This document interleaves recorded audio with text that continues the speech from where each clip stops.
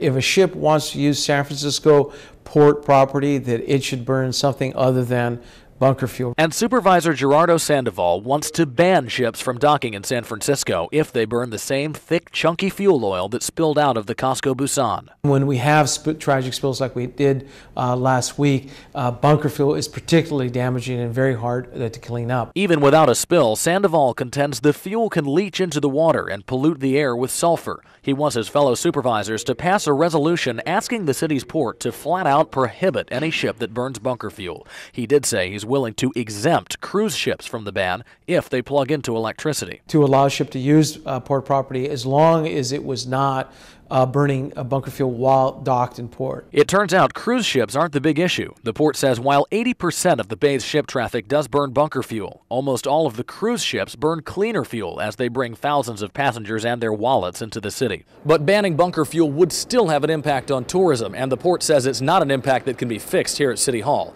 That's because one of the Port of San Francisco's largest customers, and also one of the biggest burners of bunker fuel, is the U.S. Navy.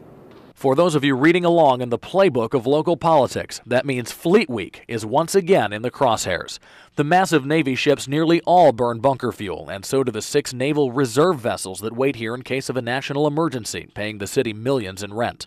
Ferry boats and tour boats, like cruise ships, generally burn clean diesel, but cargo ships that bring lumber and gravel into the city for construction burn the dirty stuff. And since most of them have 25-year leases on their dock space, getting them to change fuels could involve a lot of lawyers.